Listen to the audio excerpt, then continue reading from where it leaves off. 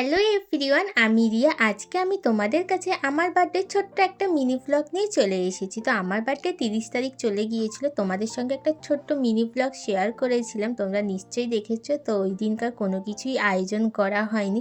তো সানডে যেহেতু হলিডে, তো ওই দিনকার সব কিছু আয়োজন করা হয়েছিল জন্মদিনের জন্য। বার্থডের দিন যেহেতু কোনো কিছুই আয়োজন করা হয়নি, তাই সানডেতে অনেক কিছুর আয়োজন হয়েছিল।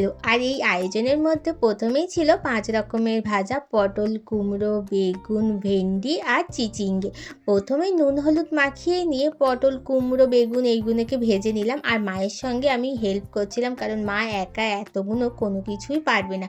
শুধু তো 5 রকম ভাজা না, আরও অনেক কিছু রান্না হবে, তো সেই জন্য।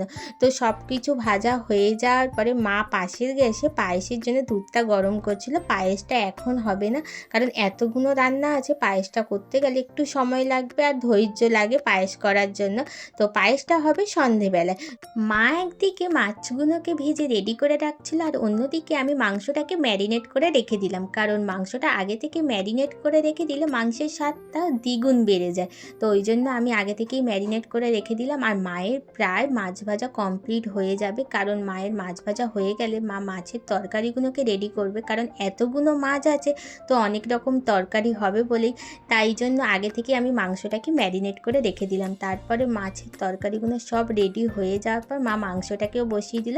মাংসের তরকারি তো প্রায় রেডি হয়েই গিয়েছে। তো আজকের ব্লগটা আমার এই পর্যন্ত। দেখা হবে অন্য একটা ব্লগ নিয়ে। টাটা।